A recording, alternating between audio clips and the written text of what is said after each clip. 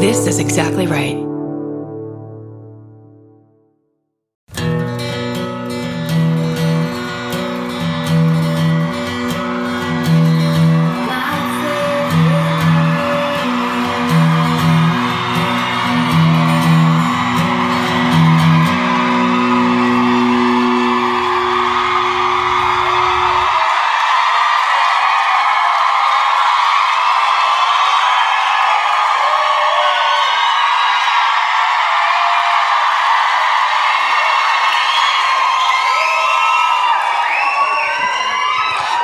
What's up, Glasg?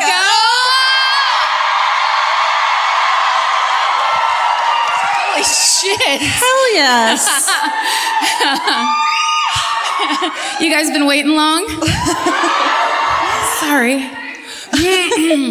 This is Bananas. This is the last show of our European tour, and we're really happy it's here. For that reason, exactly. Yeah, we left Los Angeles 17 years ago. We were very young and naive. Mm-hmm. We smelled good. Oh, these dresses. I think I've figured out what this dress smells like now. Okay. Because I tried to wash it halfway through, and it actually brought up more smells that I didn't smell before. Panicked raccoon is actually what I think. If I came out with my own line of fragrance. Yeah. Panicked raccoon is what I would sell to all of you. If you wanted to say thank you to keep others away, it's like a reverse perfume. Yeah. Let them know that what's going on the outside is not what's going on in your nose. I don't know. No, that was a good riff. No, that was. No, Don't doubt yourself. Terrible. We are going to have a bonfire after this and burn these fucking dresses. A Wiccan ceremony if anyone wants to join us. That's right. A dress burning, tights burning ceremony. Yeah. Really nice sound system in here, though. We just did a show in Manchester. I just realized it was still light outside, which is terrifying. Oh, yeah. And there were windows all around, so you could see it was like fucking daytime. It's like when people who are sober go to daytime raves, and you're like, that's not fun, though, probably. Sorry, 1 second. I need to have a private conversation with Georgia. A daytime rave? Yeah, it's what totally are you fucking talking about? I swear to fucking God, they're called like daybreakers, and they're like fucking people who, I mean, they must be insane because they're like, before work, I just want to go dance it out at a rave. I swear. I know, not for me. That's unsafe. That's a lot of energy. Yeah. A rave before work. During the day. But it turns out it's only for people whose job is being a drug dealer. So it's actually perfect. Oh, we were going to write out our top memories, our top beautiful memories from this tour. Yeah, I kept mine in my head. Oh, you did? Where memories belong. Mine doesn't work that way. Did you want it listed? Yeah. Listed out? No, but I just can't imagine remembering anything at this point in my life. It has been a bit of a blur. Backstage, Vince said something about like, hey, remember that first dressing room we were in? I was like, are you fucking kidding me? I can't remember the room I'm in right now. That's true. And my family keeps texting me and they're just like, oh my God, did you go to The Hague? Where I'm like, what are you talking about? We see hotel rooms. Mm-hmm. We fucking see this rug in all different kinds of cities. That's pretty much it. It's rough on the road, you guys. Oh my God, it's so hard. Okay, what's your first beautiful memory you've written down? Let's see. It just says Elvis barfed. What a gorgeous time that was. Here's what I think yesterday our fucking pets started revolting against us being away, which is really sweet. Or they're just assholes. Because Elvis, I got a text from Steven, like before we went on show. That's right. But she didn't cheer for Elvis, so it's too late.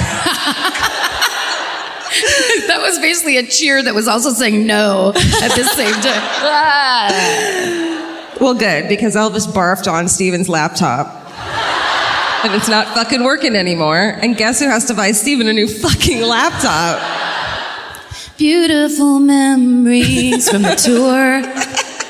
What's yours? That's literally your first beautiful memory. You from said the what tour? you write down first. And that's what I wrote down first.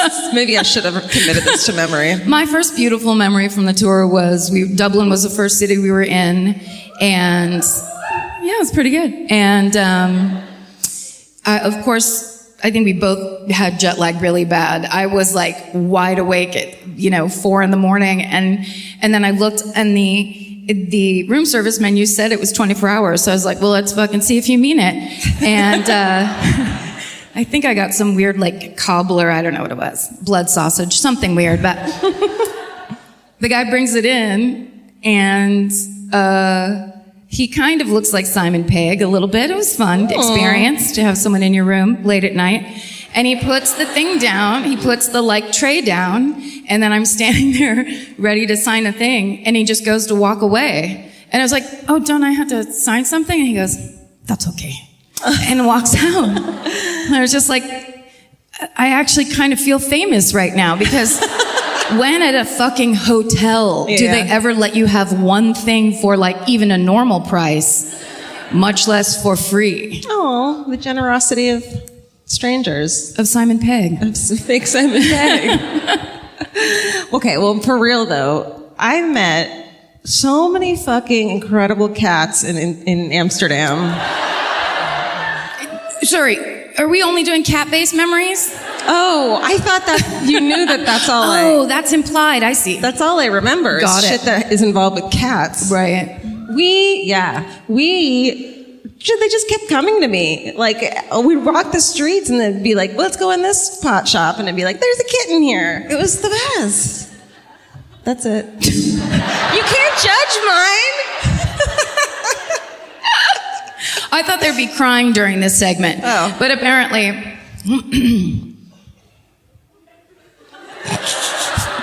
Don't judge my memories. No, I'm not. I'm trying to access the files. Well, we did have, I just realized as we started talking about this, it's super rude. Right? Like we just got to Glasgow and we're like, guess what about all the other cities we've been in? No, listen. I had a hotel where we both did. I never saw yours, but I'm sure they were matchy-matchy. Our hotel rooms, my hotel room in Stockholm, was something, it was like I was a Disney princess. It was fucking nutso, bananas. And it like, the windows opened out onto the water where like boats, like ferries were coming in and people were like under umbrellas having cobbler, whatever, I don't know. Cobbler features heavily in your stories, I think. It's just, that's the one food I can now think of. I'm sober. I'm sure I should have said lingonberries. That would have been way better. Everything in Stockholm was lingonberries and fish, which was a living nightmare for me, where I was just like, could I get no herring in that, please? And hold those lingonberries for the rest of your life. So hotel memories and cat memories is what we're a theme here. And we got Swedish massages in Sweden, which was pretty cool. Yeah. This isn't. No, this is bad. I've never. Wait, let's start over. We meant to do a slideshow to bore the fuck out of you, but we just thought we'd do it verbally instead. Well, there is one really exciting memory that just happened this morning. Oh, you guys, you tell it. Well, international incident is what almost happened this morning. I never want to say it out loud because we're always pretty LUCKY when it comes to traveling. But this morning, when we went through security in Amsterdam, Vince turned to both of us. And, right, Vince? That's Vince's one fan. He's been following us all around Europe. It's fully... Should maybe we get Vince in to tell the story? Yes. Okay. I just remembered, he might just be hanging out in the dressing room right now. Oh yeah, come here. He's just laying on the floor. There he is! Our tour manager and George's husband, Vince Averill, everybody. Yeah. Could you just recount for the good people what happened to us at the airport this morning? I'm happy to do that. But I can't always come out and save you guys from tanking when the front of the show is... It can't always be me that has to... I was muling the drugs for the crew that we had smoked very efficiently in Amsterdam. And I had said to my wife, I had thought to myself many times, get this shit out of your pocket before you get to customs. But there I was, loading the tray. I go into my pocket, and I was like, fuck. So I'm looking around, and I'm going, the only trash can is like 4 feet behind me on the other side of the entry. And I go to the guy behind it, is there a trash can? He's like, yeah, just give it to me, whatever. And at that point, it was either, I didn't know what to do. So I just handed it to him. And it was... I thought interest of full disclosure, right? It can't be, it's Amsterdam. This has to happen every 10 minutes? People forget that they smoked weed in Amsterdam, probably, occasionally. It was a pipe, a pipe, a lighter, and about that much weed. And an 8-ball of Coke. Okay. That was in my ass. They'll never find it. He opened his hand, and they dropped a net over the top of me. It was everybody. A siren went off. They fucking no. No. I almost had a fucking panic. It got serious, and then I just essentially what you had to do was sweat for about 20 minutes while they acted like you had done something that might land you in a prison colony. But instead, after the very military-looking guy came down and took out his scale and looked at me and did some paperwork, just turned and goes, be more careful next time. Then they chased me because they wanted to give me back the fucking pipe and the goddamn... They gave him the pipe and pot, or just the pipe, or the pipe and the pot? The pipe and the lighter. Sir. Don't forget your paraphernalia. Very polite of them. That's how it went down. It was bad. Okay, we'll see you later. It's April. Oh. Did you see how he subtly blamed me just a little bit? Yeah, I heard that loud and clear. Oh, that's Doug, our therapist, is going to fucking hear about that next week. You know what? Home. Put it on the list. I'm going to put it on the list. Of beautiful memories. I knew it was bad because Georgia's purse got like randomly pulled also. So Vince was standing over here and he did the thing where he was talking to me without looking at me or moving his mouth. And he goes, I'll meet you guys at the gate, it'll be fine. And immediately I was just like, this is not fine at all. And then you and I were not looking at each other because I think we were afraid. We were like, if we need to pretend we're not with him, we need to be able to break free. I went over to Scotland to talk to him and put my arm around him. He goes, pretend you're not with me. I was like, oh my God, you're right. So then when Georgia gets her stuff from the security guy, we just like kind of walk. Like, this is how people walk at the airport. And it's the thing, too, where it's like, I don't want to ask Karen about it because I need Karen to be strong for me right now. So if I turn to her and go, is it going to be okay? And she goes, I don't know. I'll fucking lose my shit. So just don't say anything at all. So what she said was we got like, I'd say 80 steps away from that area.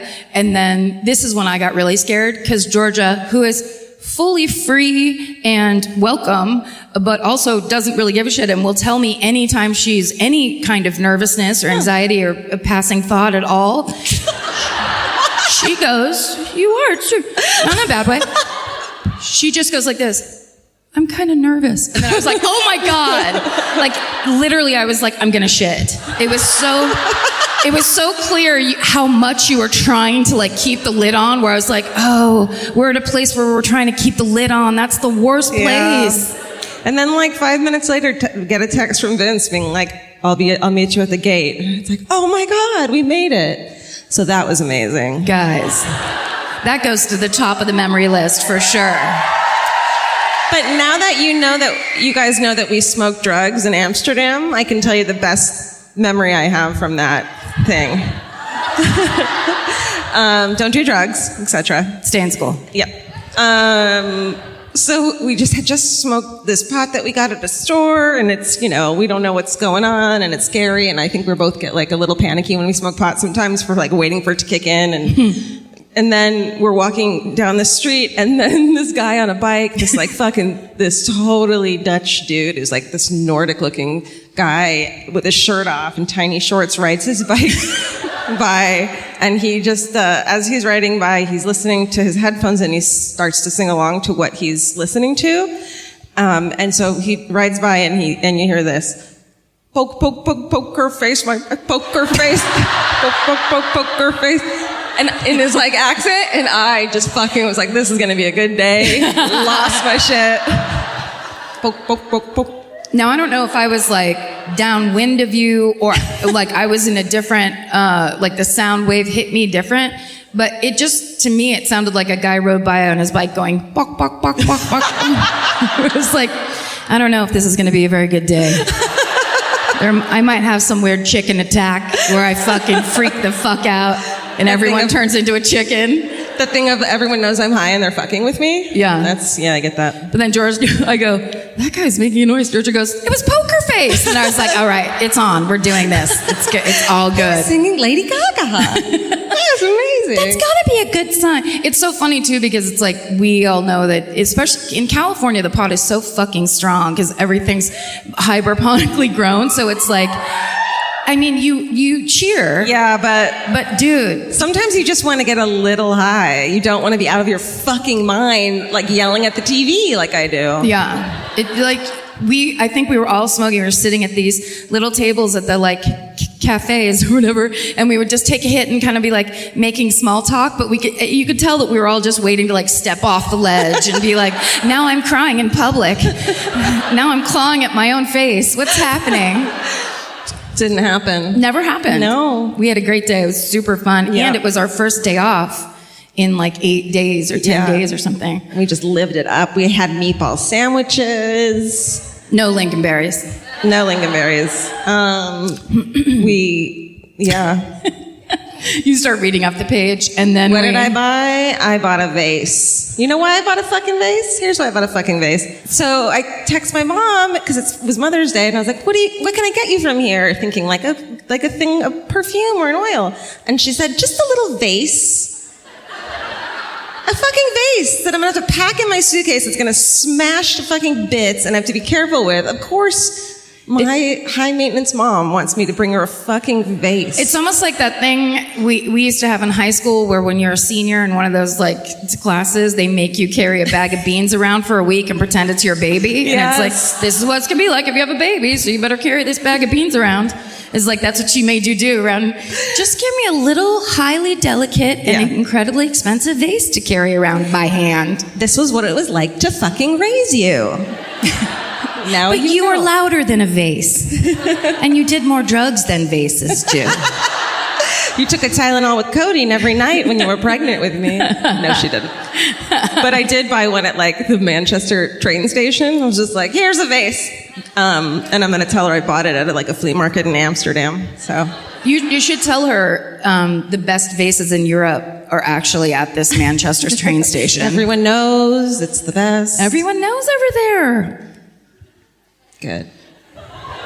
Great. I had an experience today. We went and got some lunch when we got to the hotel. And so, you know, yesterday you were talking about how in Amsterdam you had to use the McDonald's order screen, and you used it in Dutch, so you didn't understand any of it. I had the same exchange today in a pub, but it was with the waiter. Because, oh my God. I just was nodding. I think we were talking about beer. And he was lovely and wonderful, but I could not understand a fucking word he was saying. And I loved it. I was like, keep talking to me, but I don't know what you're saying. It's fun. It's like you understand every ninth word, and it's like they're singing you a little song. Yes. It's the best accent. Every time we'd meet someone, and I would love their accent, you'd be like, that's the accent that we're going to be here for. So we just want you guys to talk to us tonight. Not really. No. Don't do it. Mm-mm.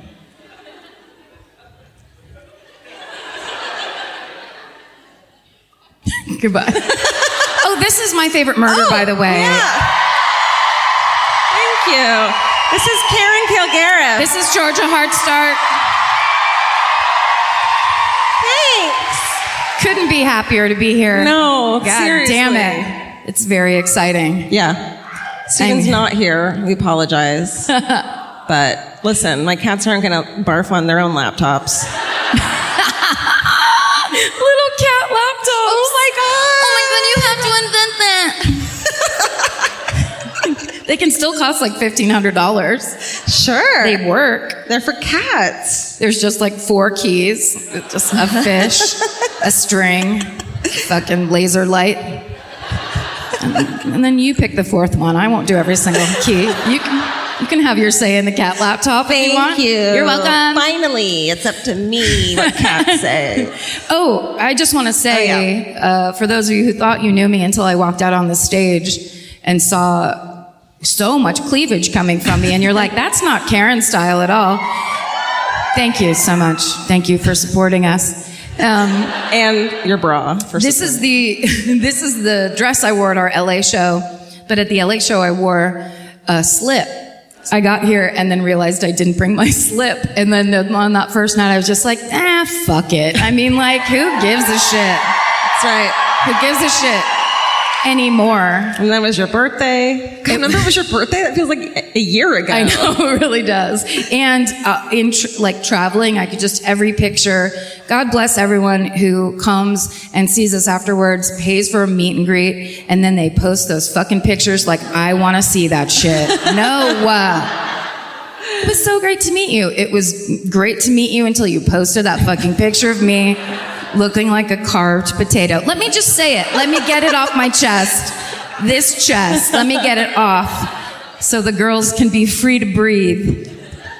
Well, my dress, I'm pretty excited. I'm pretty sure that it's going to be real easy to rip. Do it. Put the microphone there. Yeah. I hate this dress so much. I'm gonna burn it when the minute we walk off stage. It's one of those things where I've been wearing it and being like, da da da, and then I see a photo and I'm like, what? That's not what it looked like in the mirror. And it smells, and it was cheap. So Just let us hold our space in our outfits because it started strong. When I washed this dress halfway through, I was like, yeah, that's getting a little, I think I forgot to wear deodorant last night. When I washed it, not only did other smells come out, but then there was like a kind of a ring, like I was turning into a fucking tree. I was just like, I don't need any of this. hey, should we sit down? Yeah. Oh, look at this. Is all matchy-matchy. It's very mid-century modern. Thank you. You know that's what we're all about. Oh, this is our square table tour.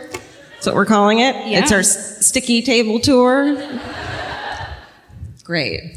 Do you go first? Or? Tonight's show is sponsored by Life Water. Life. It's no Evian. Drink it up. Drink it the fuck up. Life. Drink it up. With America's #1 meal kit, HelloFresh, you'll get easy, seasonal recipes and pre-measured ingredients delivered right to your door. All you have to do is cook and enjoy. HelloFresh makes cooking delicious meals at home a reality. From step-by-step recipes to pre-measured ingredients, you'll have everything you need to get a wow-worthy dinner on the table in about 30 minutes. Say goodbye to endless grocery store trips and takeout. HelloFresh has you covered. There's something for everyone, from family recipes to calorie smart and vegetarian, and fun menu series like Hall of Fame and craft burgers. HelloFresh has more 5-star recipes than any other meal kit, so you'll know you're getting something incredible.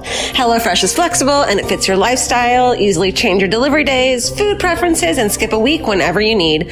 Break out of your dinnerette and make deliciousness part of every week with HelloFresh. I love that even though HelloFresh is super easy and they make it really basic and like straightforward, you still feel like you're cooking this like incredible home cooked dinner, and that makes me feel good about myself. And that instead of just ordering takeout, I'm actually making something and preparing something at home, and that just, it feels good. So for $80 off your first month of HelloFresh, go to HelloFresh.com/murder80 and enter murder80. It's like receiving 8 meals for free only at HelloFresh.com/murder80, promo code murder80. Go buy. Do you go first or do I go first? Me? Okay. Let's do it. Don't you remember last night? Oh, yeah. Last night. It was only last night. Oy vey. All right. Friends in Scotland, I'm going to do Burke and Hare. That's right. What a couple assholes. Listen. Look and listen. Do you know this one? Of course you know this one. I have heard of it, yes. Okay. Well, I'm going to tell you. I think there's a movie that I tried to watch and I fell asleep. But that's not a judgment. I always fall asleep within 20 minutes of any movie. All right. Let's go to 1823. Great. The Judgment of Death Act. It's an act of Parliament of the United Kingdom. This isn't going to be like last night where my story was 2 pages long, so I filled it in with a bunch of fucking history of Amsterdam. And I told it to a bunch of fucking people from Amsterdam. They were like, we know. So she'd start to tell me something, and then she'd be like, it doesn't matter. And I'd be like, wait, what? She'd be like, there's shipping, there's canals. Anyway, let's just move on. The word like, the flourishing of science and art. It was not me. Okay, so there's an act in Parliament which it says that the number of crimes punishable by death in Britain drops dramatically. So there's less dead bodies, and that the medical and anatomical schools were only legally allowed to dissect the cadavers of those who had been condemned to death. So there became a shortage of dead bodies to fucking take apart, for science and shit. But because of the advancements in modern medicine in the 19th century, fresh corpses, I already told you that. Okay. We're off to a good start. So they could only use corpses of executed criminals and abandoned dead children and orphans. Wow. Super fucking chill. Because they wanted those young doctors in training to cry as much as possible. It was essentially if you didn't have a family to claim you, that the doctors and people could take you. So that went away. So this led to the resurrectionist movement, where resurrection men, or fucking body snatchers, would go and dig up freshly buried cadavers or unburied corpses from cemeteries and sell them on the black market. Like there would be cemeteries who'd just gotten behind in their work, and they're like, just pile them up over there. Yeah. We'll get to those tomorrow. Yoink. Yeah. And of course, grave robbing is a crime, so doctors wouldn't ask questions and shit, because they just really wanted those corpses. Grave robbing became so commonplace that relatives would just fucking chill at the grave until the bodies were unusable. Oh. I'm thinking picnic and shit. How long? Weeks? I don't know. Yeah. I think they would take shifts and just hang out there. Serious. And then they'd build crazy walls and watchtowers, and what a time to be alive. And dead.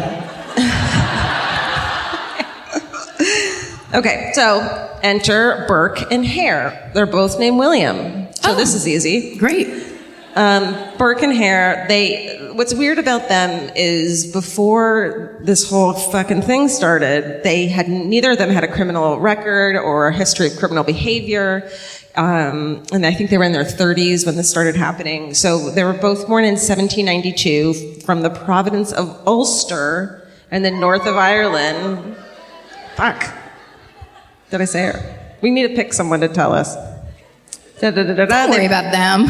They're way back there. They moved to Scotland to work in the Union Canal, and Burke moved around 1817. He abandoned his wife and 2 children, came over here, and was like, I'm going to move in with this chick. Her name was Helen McDougall.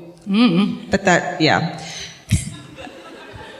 And then in 1828, they had lived together about 10 years. They were married, basically, and Burke was a shoemaker. He could read and write, and he was charming and kind of hot. I think he was Ted Bundy-ish. You know what I mean? Charming. Just the shoemaker type. I know. I've been there. Yeah. Okay. So the pair met because they both lived in the Westport district of the Old Town. They became close friends. And so Burke and his wife, Helen, they move into lodgings in Tanner's Close in the Westport area at Edinburgh.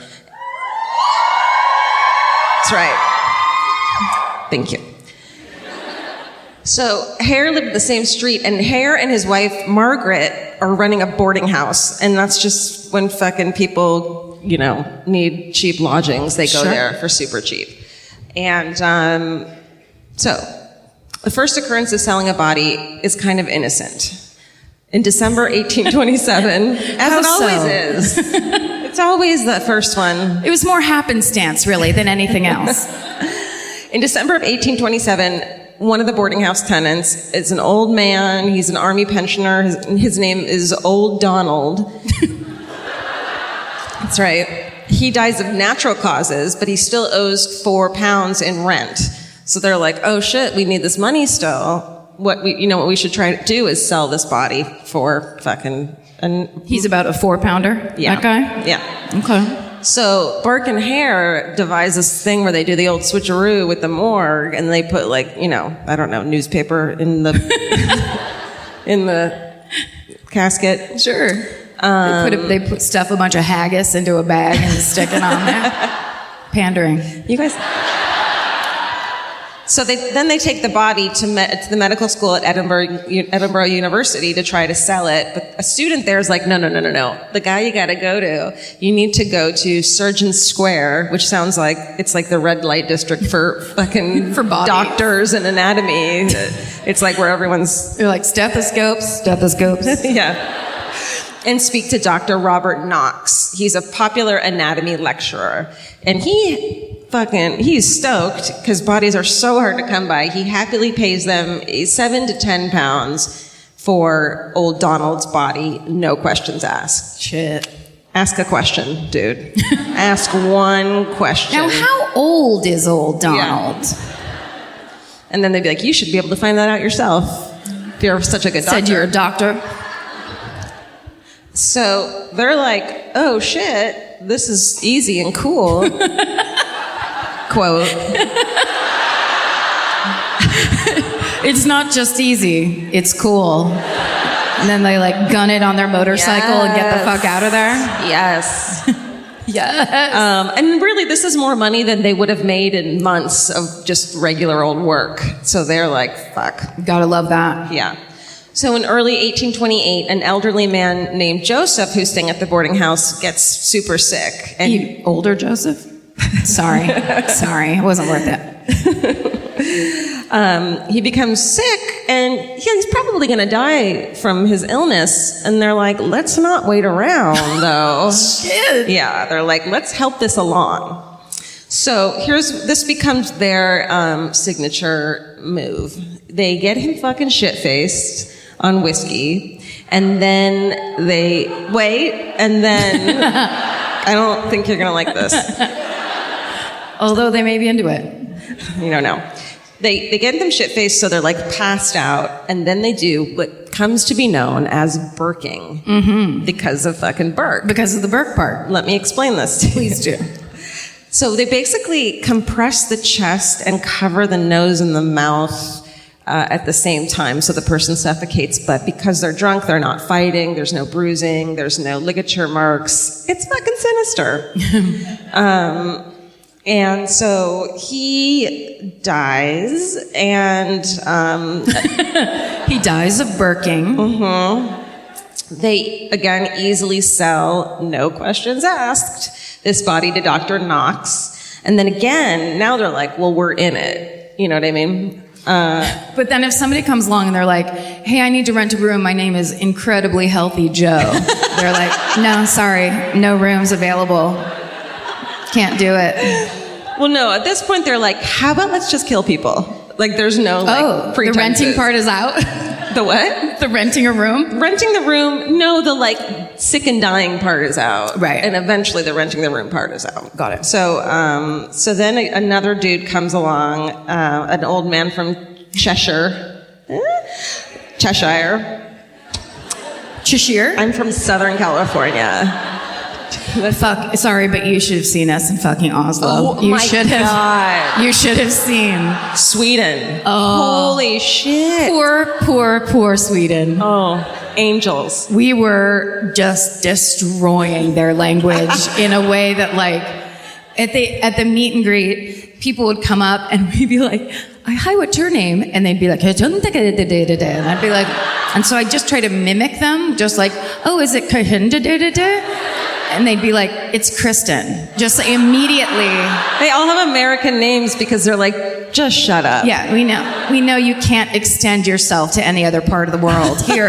Here's my American name. I feel like this was our apologies for being American tour. Well, we're so sorry. We know and we're sorry. We didn't vote for him. There's just not that much. I mean, we're not all like that. Most of us. Them. My mom. Okay. I mean, the shit that's been going on in the news these days, I'm like, we don't have to get a plane back immediately, right? That's right. Okay. So this dude comes in, he's ill with jaundice, and in the lodging house, they smother him again, they get another 10 pounds, no more, not another question is thought about. So then there's no more ill tenants, and so they're like... They've killed every sick person in town. And then, I don't know, maybe they were like, they'll be ill someday. We're basically just helping them along. Sure. So they decide to start enticing people to Margaret's lodging house and like making them come there. So Burke and Hare go out into the streets to search for more bodies, and they prey on the poorest communities, people who are not likely to be missed. Or recognized. So on the morning of April 9th, 1828, two local sex workers, Janet Brown and Mary Patterson, they run into charming Ted Bundy Burke, and he invites them over to drink during the day. A nice morning drink? Yeah. Sure. Been there. Right. And they're like, absolutely, we'll be there. So they eat and drink and party, and Mary eventually passes out, and Janet takes off for a hot second, and then when she comes back, her friend's gone, and she's like, what the fuck's going on? She's suspicious of it. And McDougal claims that she and Burke had left without him. They didn't say where they were going. She's like, they totally left. And so she leaves, and but she had no idea that Mary Patterson was lying dead in the next room, waiting to be taken to Knox, Dr. Knox. And some of the students that work under Dr. Knox are like, we know her, like she's this beautiful young woman that everyone kind of knows in town. One of them said they had just seen her that morning, and they start to get a little suspicious first. That's kind of uncomfortable when you have to do, like an autopsy on someone you know. Yeah, like your friend. Like, the girl from town? Yeah. Well, at least shut her eyes. Fuck. They were also super suspicious because the body was so fresh that they were like, this doesn't seem like you went and snatched this. Should she be twitching? I don't like this at all. One of them said that he thought that if he had bloodlet her, which was like the thing they did back then, great, she would have felt like she would have woken up. Like she wasn't warm, but she also hadn't gotten rigor mortis yet. So that was like creepy and weird. I mean, listen. Her name was actually Very Alive Janet. In late spring, they kill their next victim. He's an acquaintance of Burke's. She's a beggar named Effie. They were paid 10 pounds for her body. Then they start to get reckless. In the summer of 1828, this is all within 1 year, by the way. Whoa. Yeah. They spot a drunk woman being dragged by the Westport policeman. And Burke's like, hey, you should just let her go back to her house. And the police are like, we don't know where her house is. And Burke's like, you know what? I'll take care of this. and I won't kill her, I swear. Yeah. I am in no way going to hold her nose closed and sit on her chest. So they hand her over to him, and they murdered her as well. And hours later, took her to the school to fucking get dissected. Okay? Yes. That's appropriate. In June that year, there's two more victims, an old woman and her grandson who are lodgers there. I know, it's really awful. Burke said that this was the murder of the grandson is the murder that disturbed him the most, which is like great. Well, that's good, yeah. Good. That's a good sign. And the bodies are again taken to Dr. Knox. They each get 8 pounds. let's see. The next two victims are Burke's acquaintance, Mrs. Osler, a washerwoman who came to do laundry, which is like, fucking let her do the laundry and leave. You know what I mean? I wonder if I hate him. They got her drunk and killed her. And then a week or two later, one of McDougal's relatives, Anne Dougal, visited and they killed her. Okay. They're just like the laziest serial killers of all time. It's like, at least leave your home and try to find people. It's just whoever buzzes by. That's right. It's not smart. No. So, let's see. Two more people, Elizabeth Halden and her daughter Peggy. And then, so this is where it all goes to shit for them. In October, they brought in a well-known children's entertainer. His name is James Wilson, but he's known around the city as Daft Jamie. And she's like, oh my God. He entertains children, or he's a child that's like, hello, my baby? Both. He's only 18 years old. He has a limp because he has feet abnormalities. But it seems like he's like known around town and everyone seems to like him. He supported himself by begging. They don't get him drunk enough because he doesn't like whiskey. And so he resists them and he was strong. And so they had to kill him together and like actually struggled against this. His mother starts looking for him. And the next morning when Dr. Knox uncovers the body of James Wilson, several students are like, dude, we know him. And they're like, you know what? I don't want to be a doctor anymore. Just fuck this shit. And see, at the end of this story, Dr. Knox is we're never really sure if he knows or not, but this little piece of evidence that he's like, no, it's not, and he dissects the feet and gets rid of them, and dissects the head and gets rid of it first. So he like is covering Knox is in on up. it. He's in. Yeah. And then on Halloween, 1828, okay, their last victim, her name is Marjorie Campbell Doherty. She's lured to stay with Burke and McDougal on the pretense that she's a distant relative. They're like, come stay with us. Never stay with your fucking second cousin or whatever. It's like weird. And then so there's this other couple there, Mr. and Mrs. Gray, and they are the heroes of this story. They got suspicious about this old lady that was staying in the lodging place with them as well. They got kicked out that night because they were like, we need some alone time with this old lady. Not a good sign. And when they get back in the morning, they're like, where did she go? And they're like, nowhere, and you can't go into that room. And Mrs. Gray's like, my shit's in there. And they're like, sorry, you can't go in there. So, but my toothbrush. Yeah. So when she had a moment, Mrs. Gray like forced her way in and found Marjorie's body under the bed. Yeah, pushy lady. Yes, and they were like, well, we'll give you $10 a week if you don't tell anyone about it. Whoa! And the Grays are like, go fuck yourself. So yeah, and they reported to the police. In the meantime, of course, the body is taken away, but. It turns out that when everyone gets questioned, everyone gives conflicting accounts, and Burke and Hare end up blaming each other for the whole thing. So the whole thing is fucking busted, wide open. So, of course, it leads them to Dr. Knox, and then Janet Brown, the sex worker, identifies her friend's clothes that had been given to Mrs. Hare. Oh. Yeah. And so they didn't have a lot of hard evidence, but they eventually offered William Hare, immunity in return for testifying against Burke and McDougal. They're like, well, the death move is named after Burke, so we want him. Yeah. If it was called Herring, this would be a different story altogether. So Burke and his wife are charged with Marjorie's murder, and but McDougal's eventually set free and not proven under Scottish law. But Burke is sentenced to death by hanging. Ooh. So in total, Burke and Hare murdered 16 people within the span of a year. Some people think it was higher than that. And of course, there's no bodies to fucking autopsy because they'd already been autopsied. Yeah, that happened already. So pretty much everyone agrees that Margaret Hare knew about the murders, although it's never been proven. But she did get $1 a week off of them for basically like letting them kill people in her house. So she probably knew about it. And then it's assumed that Helen McDougal maybe didn't know about it, but probably she did. That common law wife that was there the whole time? Yeah. She fucking knew. Yep.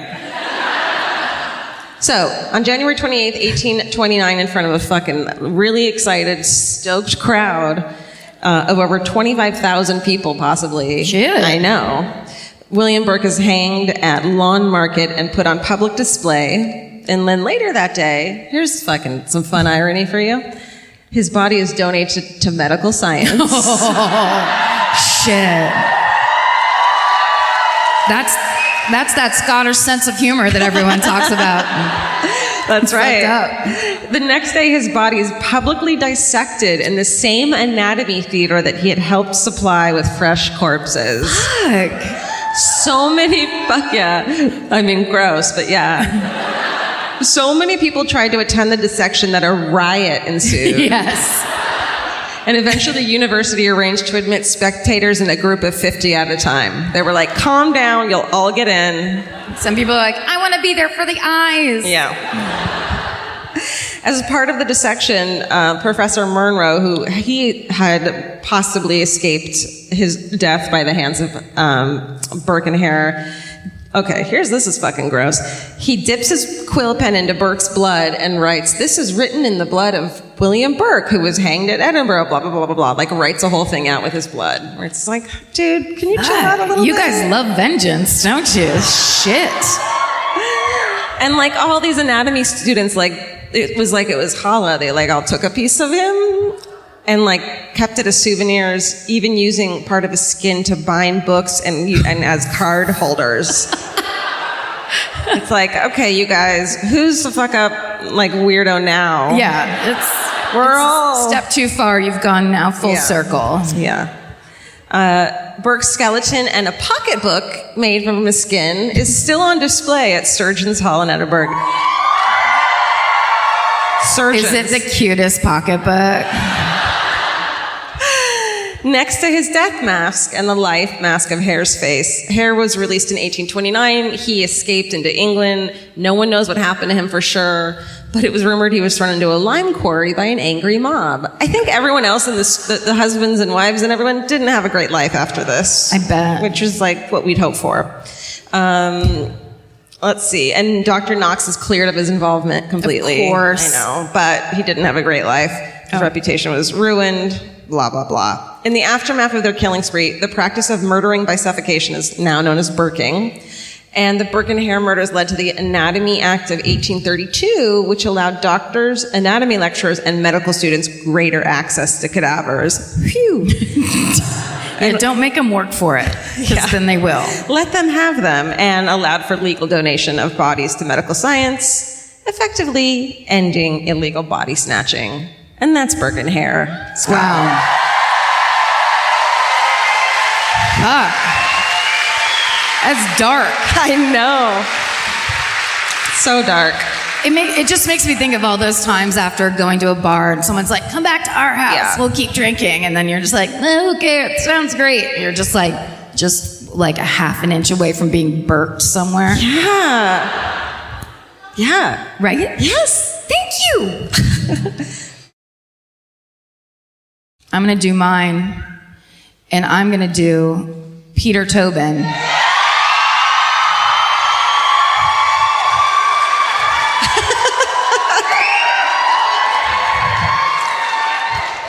Listen, when in my Uber on the way over here, I was talking to the driver, and he knew this story better than me, and then I was like, this is a terrible mistake I'm making right now. Just like to remind you all, we're in a foreign country, just fucking using Wikipedia like any other good American would to tell you about your own city's history.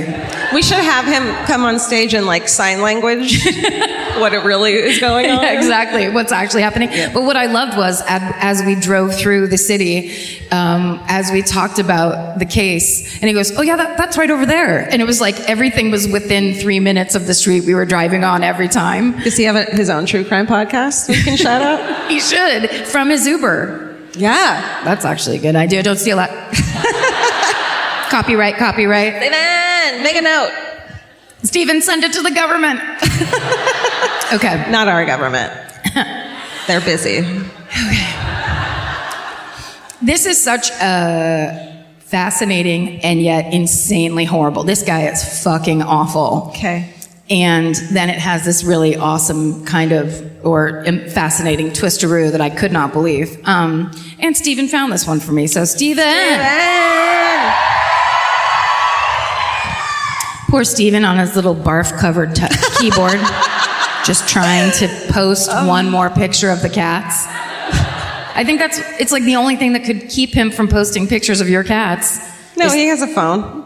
Oh, that's right. No, the laptop doesn't even come into it. No. You got to call Mimi and be like, barf on his phone. Oh, no. Mimi uses a phone from the 60s. Oh, my God. Totally. Hello, Mimi. Put your Bluetooth headset on. Okay. Ahoy, hoy. This is Mimi. This is Mimi. Who's speaking? Dottie's her secretary. Stop it. Oh, I got a call just as if we're going to do a pet sidebar. I got a call. It's always bad when you have a unknown caller calls twice in a row on your phone. That's bad news, always. And last night, it was 1:30 in the morning, our time in Amsterdam. I get 2 calls from Burbank, and I'm like, fuck, this is one of my neighbors. So I've talked about this a little bit before, but my dog George is like a mix, and she's basically like a lab. Please don't cheer for her. She's fiercely private. But no, she's good, except I don't know if something bad happened to her. And also when she was a puppy, she lived at like one of those wall climbing places or something. Because this fucking dog can climb fences. So the fence on the side of my yard is 6 feet tall. And she had gotten out of my house a couple times, and I kept thinking, I was just making up what was happening because my whole yard was totally secure. So I was like, okay, this fence is a little rickety. So I had like 2 fences replaced because I was like, she got out 3 times. I live sorry, but I swear this will be over in 1 second. All my neighbors are assholes, and they're old and retired and racist, and I hate them. Oh, I'm finally free to say that. I hate them. They love hate. They do. This city is hard.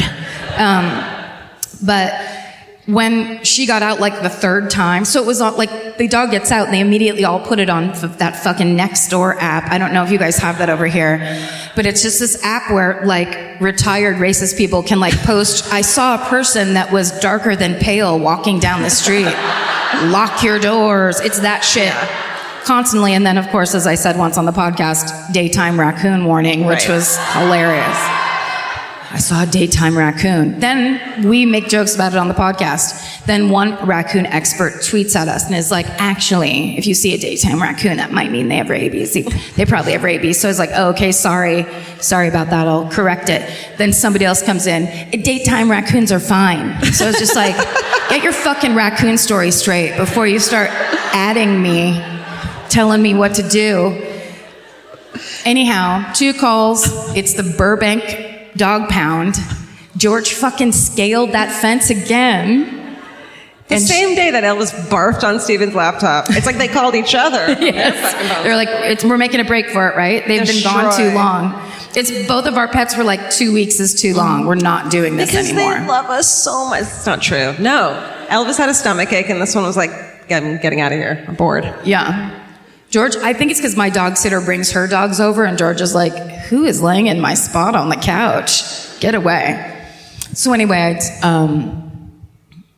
I guess that has no ending. No. Then the dog sitter got her at the pound. Oh, Georgia posted the picture on Instagram, and immediately murderinos from across the nation start going, we have to find George, and doing all this shit. And it's like, no, she was caught. She got out of the yard and immediately picked up by animal control. Like, she didn't make it to the end of our street. Mm-mm. She immediately got picked up. Like, don't organize anything. She was actually never missing. While she was there, I made them give her shots, though, so she wouldn't want to go back. The Murderinos already recorded a album to sell of bring George home. Please, George. They start making pleas on television. George, you're a good girl. We love you. We're What not kind mad. of dog are you? You're not in trouble. Okay. Focus. I'm trying to talk about something. Okay, so Peter Tobin is born August 27th, 1946 in Johnstone, Renfrewshire, Scotland. It's probably near a lake, I would imagine. He's the youngest of 8 siblings. Oof. Yeah. In a big Catholic family, he has 4 older sisters and 3 older brothers. And he is immediately labeled a difficult child. When he's 7 years old, he's sent to what's called over here an approved school, which sounds to me like in the description, a residential institution where young people are sent by the court for committing offenses deemed beyond parental control. So it's juvie, essentially. Then he serves time in a young offender institution. There's this line that just says, at some point he joins the French Foreign Legion, but doesn't stay. I'm like, what was that like? That's like somebody high on Wikipedia being like, guess what? I'm going to add. So I had to pass it on because I'm all about misinformation. Okay, so... in 1969, he meets his first wife. He has gone out to the Barrowland Ballroom, which is... So in the 60s, there was this... It was like a dance hall. And now I hear it's a gorgeous market.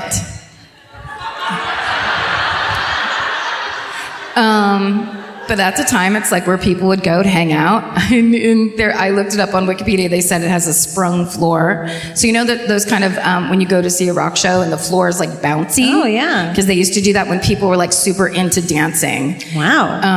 And so it was like a place a lot of people went in Glasgow in the 60s. And so he meets a 17-year-old there named Margaret Mountney. And they get married and they move to... Jesus. What?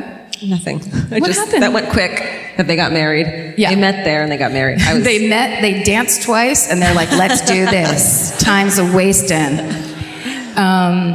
So they moved to Brighton, over in England, apparently. 1 year later, they get divorced. No judgments. I've been there. In 1970, he goes to prison in England for burglary and forgery. In 1973, he marries again, this time a 30-year-old nurse named Sylvia Jeffries. They have a son, and then they have a daughter. The daughter dies pretty soon after childbirth. And then after 3 years of marriage, Sylvia leaves, takes the son with her. Then 11 years after that, it's December of 1987, and Peter has a new girlfriend. Her name's Kathy Wilson. She gives birth to a son. She's 15 years old. Ooh, Yeah. no, don't And do that. he's much older than, I think he's over twice her age. They married 2 years after their son is born.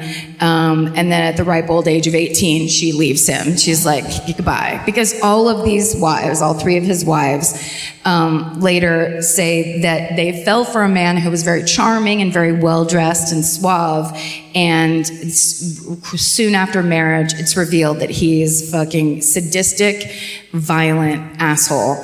And they'd all been raped by him, imprisoned by him, beaten by him, and that basically he's a psychopath. Wow. Yeah. So in 1993, Peter Tobin moves to Havant, Hampshire, to be near his youngest son. And on August 4th, 1993, 2 14-year-old girls go to the apartment complex where he lives in Lee Park, and they're there to visit one of Peter Tobin's neighbors, but the neighbor isn't home. So they buzz his apartment and ask if they can come in and wait in his apartment until their friend gets back. Because it's fucking, I mean, Please don't do that. So as they're there, he's like, do you want to drink? Let's all drink. Let's drink cider and vodka. And they're like, yeah, no thanks. He fucking pulls out a knife and holds them at knife point, makes them drink. He then rapes both of them, stabs one of them. Then he fucking turns on the gas to kill them both. His son is there the whole time. Oh no. But they both end up surviving, and so Peter goes on the run. He hides under a false name with the Jesus Fellowship in Coventry, right? The perfect hiding place. But police in Coventry spot his blue Austin Metro, and he is captured in Brighton. So he goes on trial on May 18th, 1994, and he pleads guilty, and he receives a 14-year prison sentence. And he's released 10 years later, and he returns to Paisley. I said Paisley wrong? I think that it's just a great place? It's the best place in the world? It's where all bad things happen? Paisley! Let's go there on the way to the airport tomorrow. you guys, let's all go right now. You guys, let's rent a bus. Okay. Well, he moves away from Paisley because he gets it in November of 2005, but he doesn't tell the cops that he's moving away, which he's not allowed to do. So a warrant is issued for his arrest.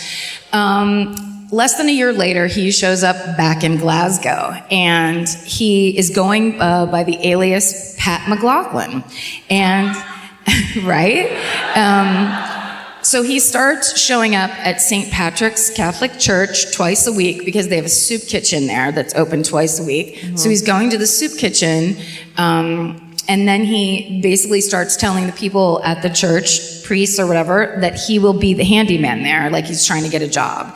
And so they employ him as their handyman, and one of the priests calls Frank a godsend. So he's not going to be, because this is it's at St. Patrick's Church where he crosses paths with a young woman named Angelica Clubb. So she's a 23-year-old student from Poland, and she's living at the church. She's a cleaner at the church, and she also is getting free room and board. She's trying to make money and save it so she can go to college back in Poland.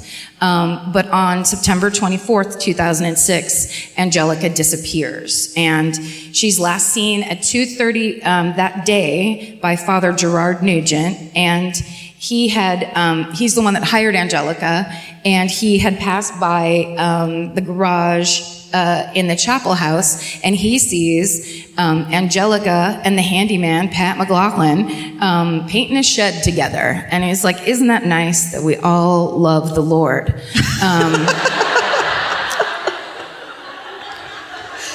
And that's the last time Angelica is seen alive.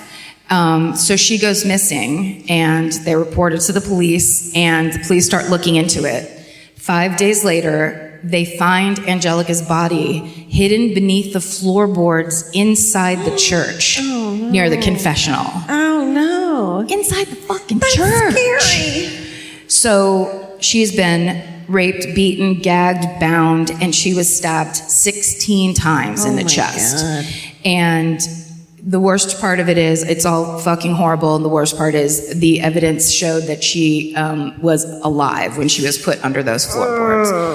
And in a church. It's just horrifying. So then... Have I never heard this one? What's that? Have I never heard this before? Yeah, it's got a lot. So soon after, they put it all together, and Pat McLaughlin, the handyman, who is actually Peter Tobin, is arrested in London.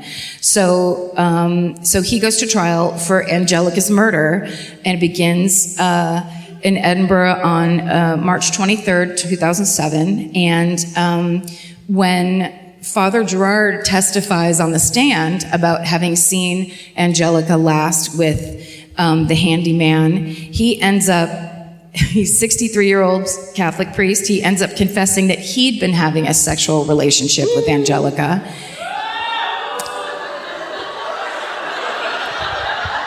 Is there a Catholic priest here? Hey. He's like, I didn't. I just can't, like, the idea of the people that were at this trial where it's just, what are you, this is his thing. What are you doing? Fucking episode of Law and Order. Like, shit like that doesn't happen in real life. It's total twisteroo. He also admits on the stand to being an alcoholic, even though he had gotten sober 10 years earlier. So it really shouldn't be coming into play anymore. But it basically, all of this, it was starting to kind of turn, they were using that as his defense, or like that Peter Tobin wasn't the only suspect or whatever. But still, Peter's found guilty because the evidence is overwhelming. Peter Tobin's DNA was found on the kitchen cloth that was in Angelica's mouth, and then his fingerprints were on items that were buried with her body. He's found guilty. He's sentenced to life imprisonment to serve a minimum of 21 years, and of course, Father Gerard has to step down as the parish priest. Seems fair. So then, when he is arrested for Angelica's murder, authorities noticed that when Peter Tobin, he was living in Bathgate at the same time as... It's good and bad? Good and bad. I know. Is what I don't know how you guys feel about these places. Yeah. Or somebody in the middle of the room is on a roller coaster. That's what it actually sounds like. I'm just like, I mean, I like it there, my family's there, but then also I get beaten up a lot. A lot of feelings.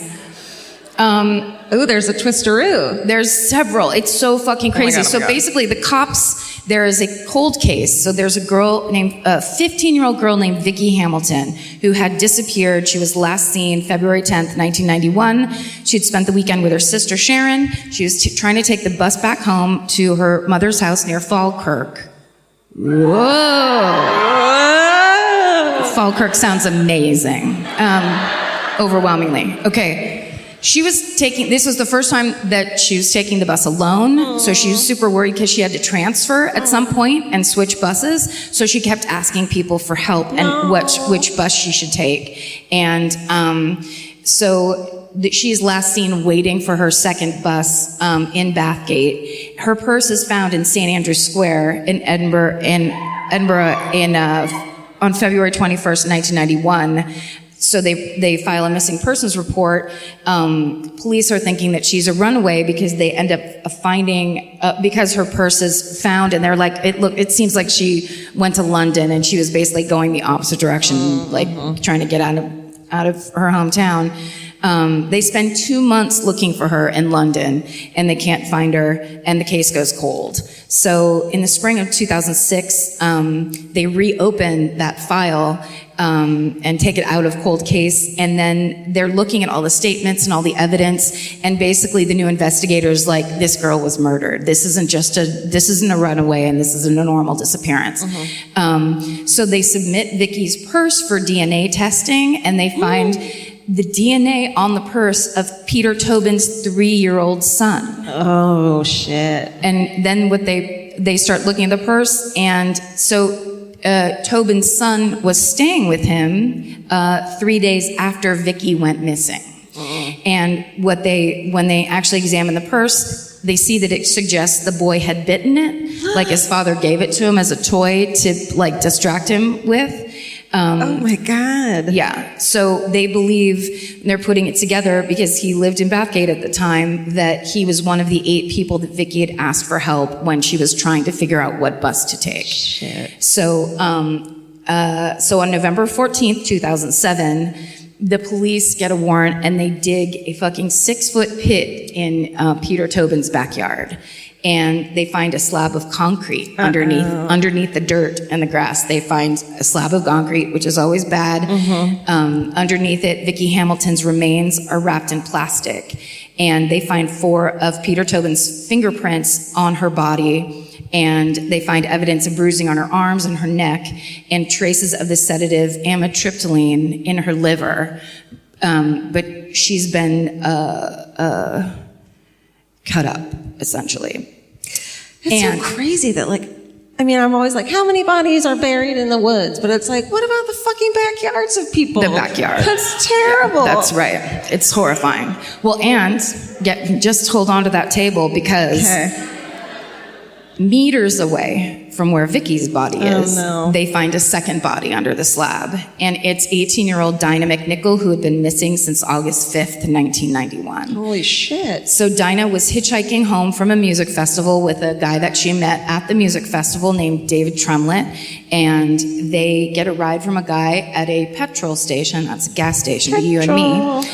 And they make a move that is like, why? They drop David off first. No. She is 4 foot, like 11, I think it said. She's a tiny little girl, gets left alone in the car with this fucking random dude, and she's never seen again. And after her disappearance, there's regular withdrawals of 250 pounds from her bank account, and her friends and family keep telling the police she wouldn't do that because she was trying to save up her money to go to college and for traveling. So she wouldn't just be fucking randomly spending a bunch of money. Sure. But it would be 18 years before her family would ever know what happened to her, and until they dig up this backyard. So Peter Tobin's second trial on December 2nd, 2008, he's convicted of Vicky Hamilton's murder after a month-long trial, and he's sentenced to life in prison. And the judge said, quote, "Yet again, you've shown yourself to be unfit to live in a decent society. It's hard for me to convey the loathing and revulsion that ordinary people will feel for what you have done. I fixed the minimum period which you must spend in custody to be 30 years. So then Dinah's trial is set for June of 2009, but then Peter Tobin gets ill. He has to get surgery. So then they resume it. It starts on December 14th. 2 days later, he is convicted of her murder. Not that month-long shit. They're just like, yep, it's a yes. Yes.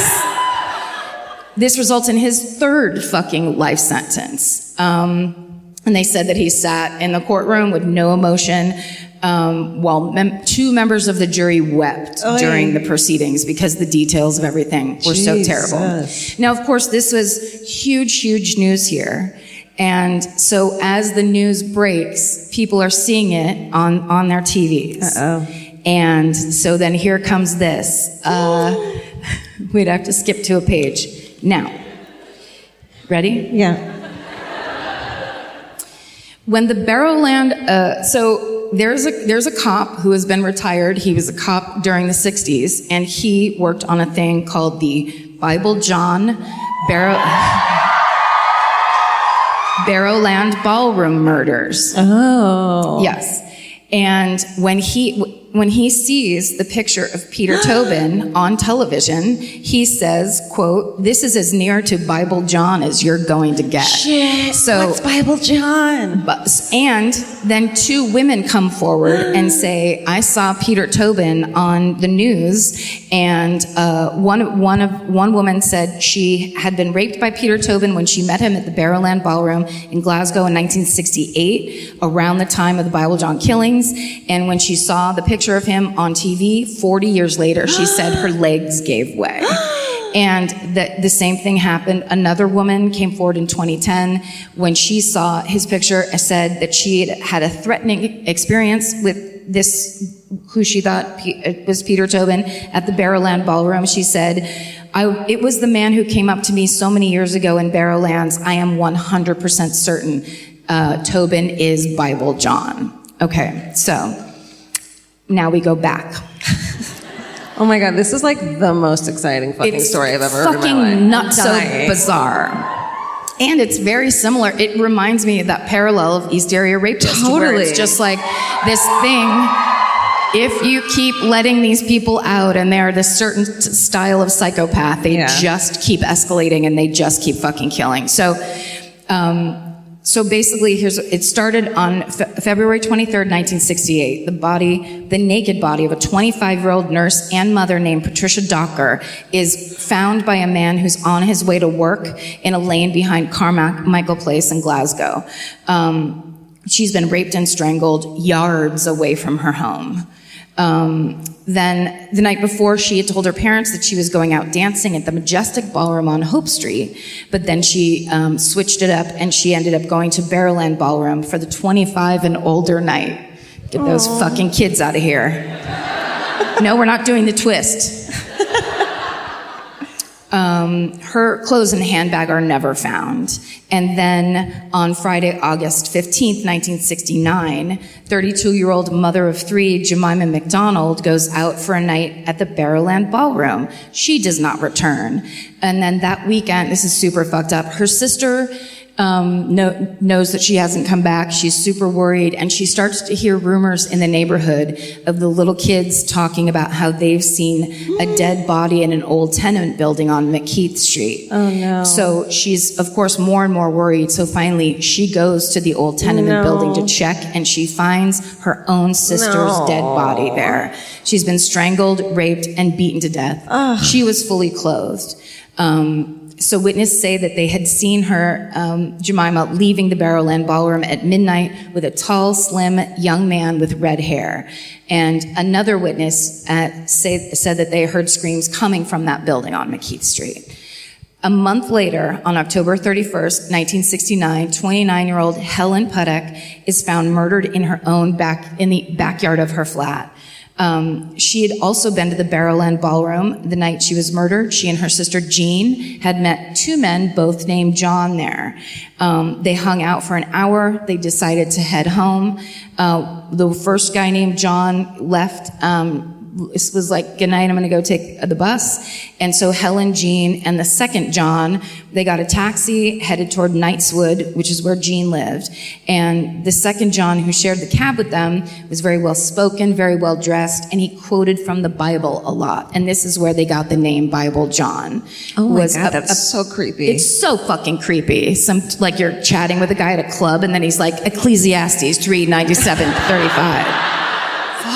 It's like the thing of like, he was charming and well-spoken, that doesn't fit with, and he kept quoting the fucking Bible. Like, that's bananas, and this is not. Right. I think that Bible quotes were big in the late 60s. Not really. Bible John is like such a creepy name. It's so creepy. This whole thing. So Jean was dropped off, and Helen and John, so basically her sister's like, oh, you like this guy, and he's really well-dressed and loves the fucking Bible, so I'm going to let you go with him.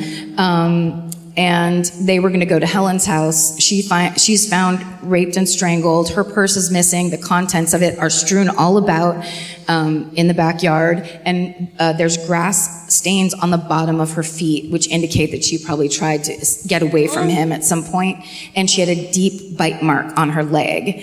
And a man who matched Jean's description of Bible John was seen in a disheveled state getting on a bus at 1:30 in the morning on Gray Street with scratches on his fucking face.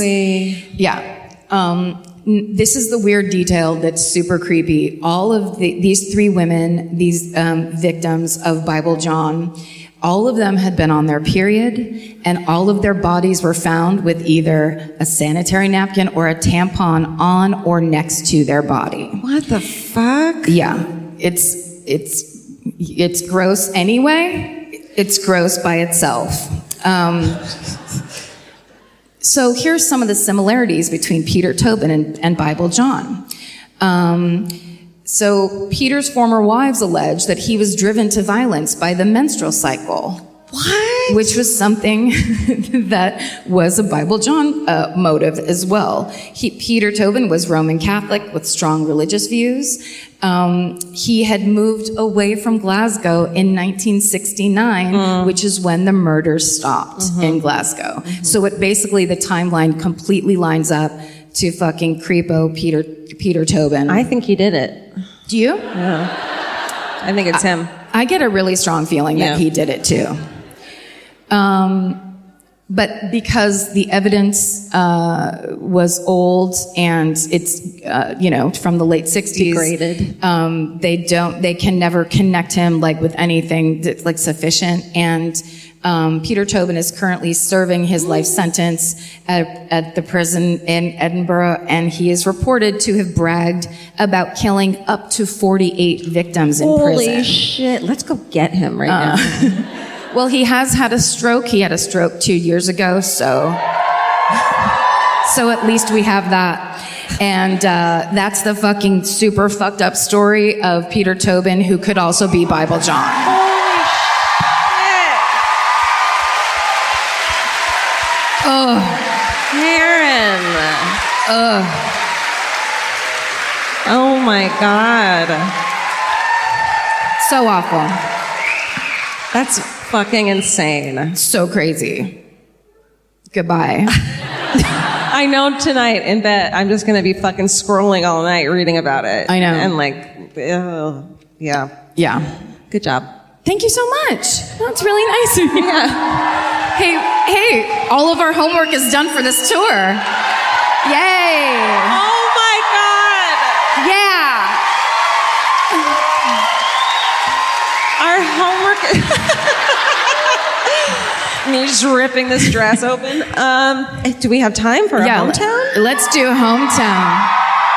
Yeah, let's make you do some of the work now. Yeah, you do the work for us. All right, hands down. Karen's going to tell you some stuff. Oh, here's the rules. You've probably heard these before, but if you haven't, so this is the part where we want one of you to come up here and tell us your hometown murder, the thing that got you into true crime or that affected you or that, whatever fascinated you as a kid or whenever Now's you wanted fine. to. Oh my God. Whoa. It's hard, isn't it?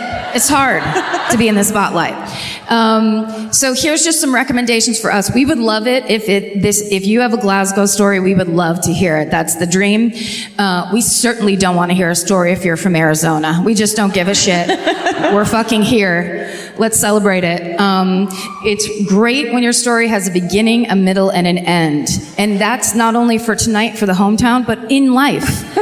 Don't be one of those people that just fucking talks about dumb shit and then walks away. You can be as drunk as you want as long as you can follow your own train of thought, and that's up to you. You're the only person who knows when you get boring.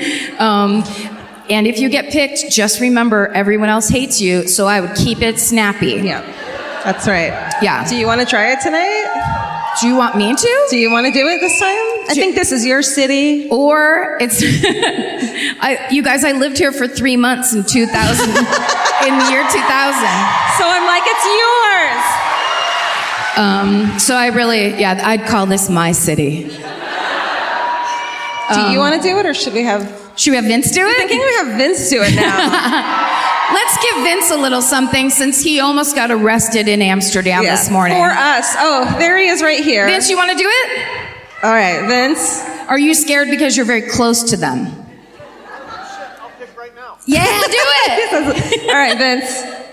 Be discerning. Put your hand up if you have a story and you can play by all those rules. Our marriage is on the line.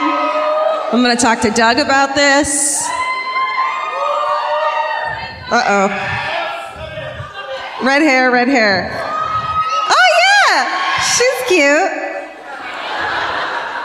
While she's coming up here, our friend from the Strange and Unusual podcast is here tonight, right? Where is she?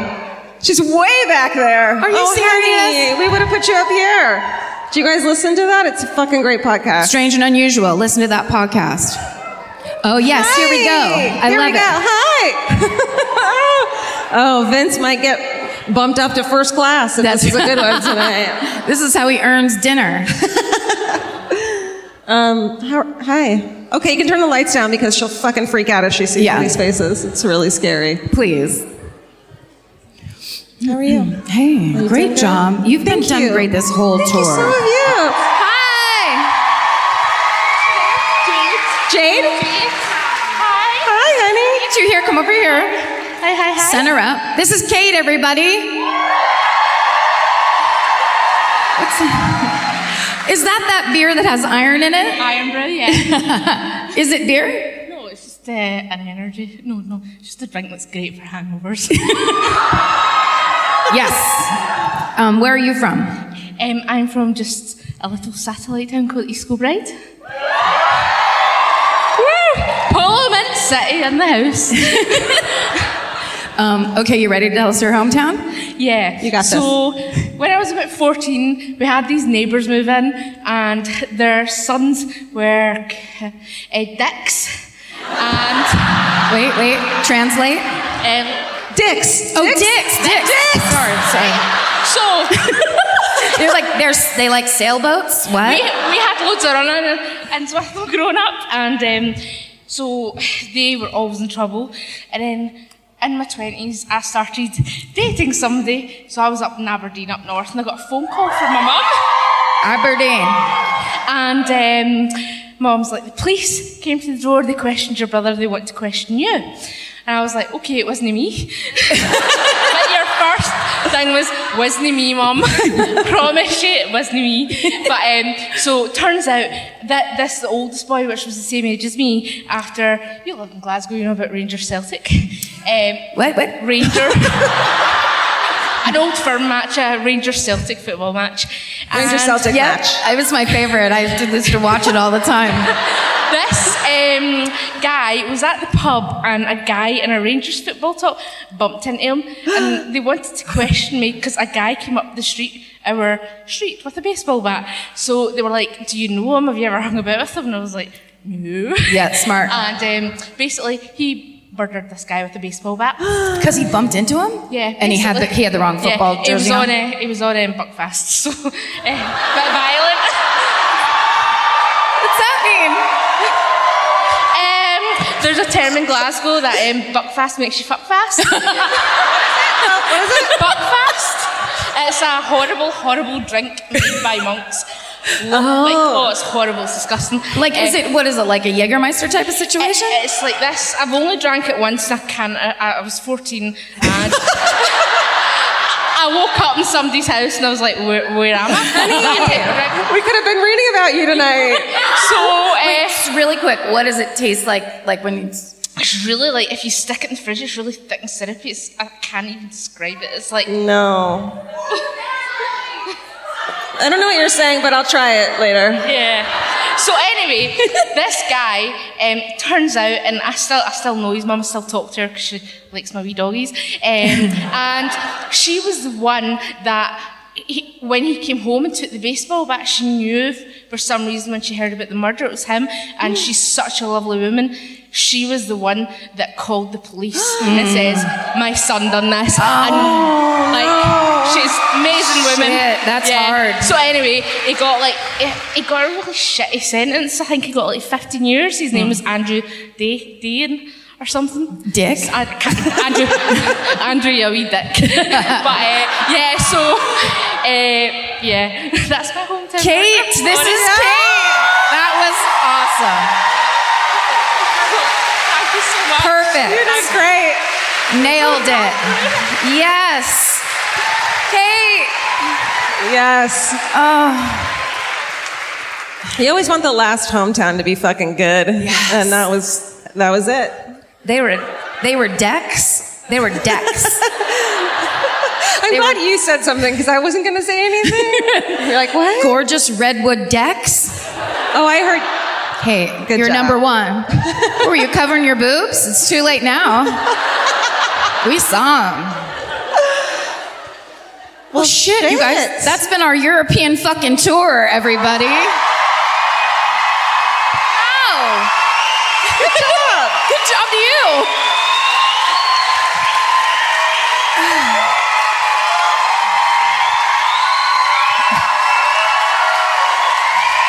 Thanks.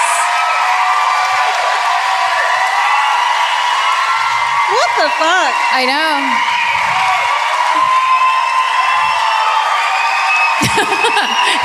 We cannot believe this is our life. It's so insane. It's just incredible. It's been really we've been working hard and it's been stressful. I'm doing homework and suddenly when you said that, I'm like, holy shit, we've been in Europe with a fucking podcast that we started 2 years ago in my living room. It's incredible. we're as weirded out as all the people who are brought here tonight who don't listen to this podcast. Yeah. But we fucking owe this to you guys so much, and we really appreciate it. We're so blessed to have this insane thing going on, and We love thank you. Thank you. I wish we could stand here and scream and clap for you guys as much as we get it from you, because it really is, it's a dream fucking job that we now get to do full time.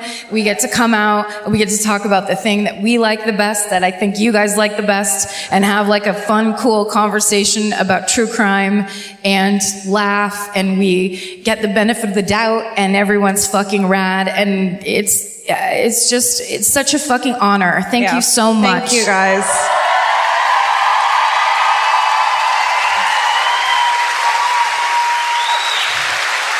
Are you gonna cry? No? I'm gonna cry. I wanna cry. Thank you. Thank you, Glasgow.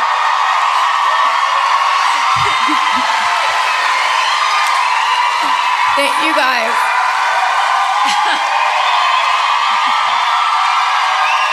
Did you do it? Are you doing it?